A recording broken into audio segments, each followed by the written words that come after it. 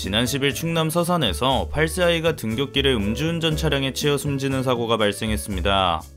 경찰에 따르면 운전자 A씨는 전날 술을 마시고 숙취가 가시지 않은 상태에서 이른 아침 운전을 하다 사고를 낸 것으로 확인되었는데요.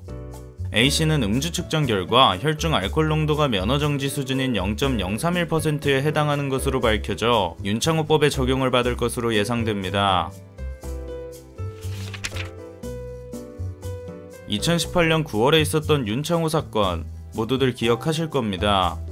부산 해운대에서 전역을 앞둔 22세 윤창호 씨가 휴가 중 친구를 만나고 귀가하던 중 횡단보도에서 만취운전자의 차량에 치여 사망한 사건이죠.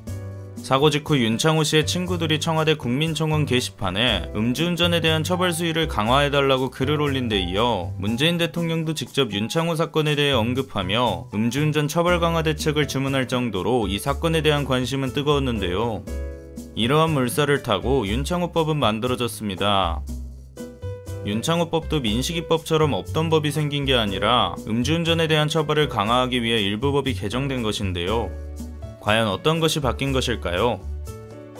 우선 윤창호법은 2018년 11월 국회 본회의를 통과해 그해 12월부로 시행된 특가법 개정안과 2018년 12월 통과해 다음해 6월부로 시행된 도로교통법 개정안으로 나뉩니다. 먼저 특가법 개정안의 경우 음주운전으로 인한 사고 발생 시 형량이 대폭 상향되었는데요.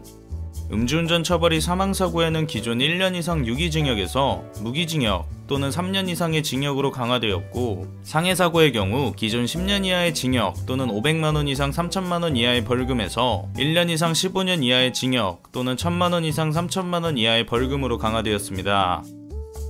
이어 도로교통법 개정안에서는 음주운전 단속 기준이 강화되었습니다.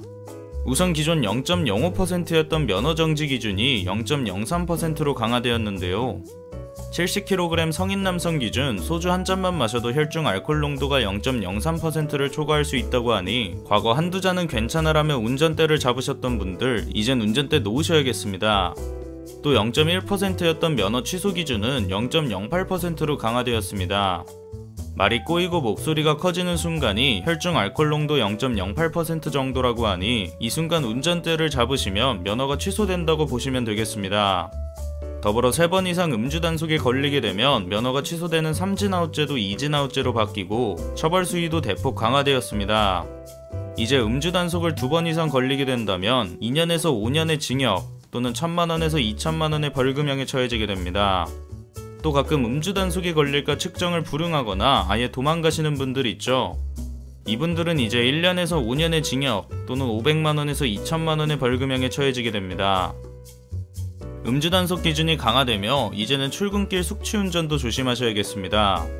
지난주 8세 아이를 사망에 이르게 한 A씨나 지난해 불명예 은퇴를 하게 된 삼성 라이온즈 박한희 선수도 음주 직후 운전대를 잡아 사고를 낸 게 아니라 음주 다음날 운전대를 잡은 것이 사고로 이어진 경우였는데요.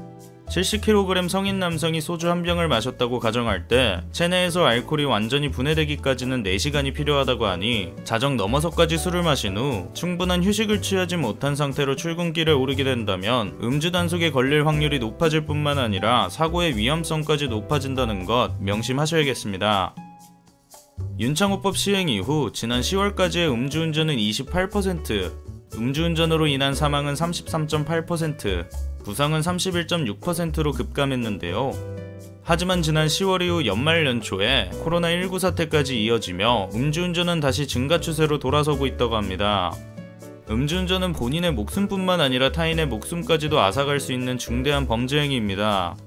단 한 잔의 술이라도 마셨다면 꼭 대리 불러서 집에 가시길 바랍니다.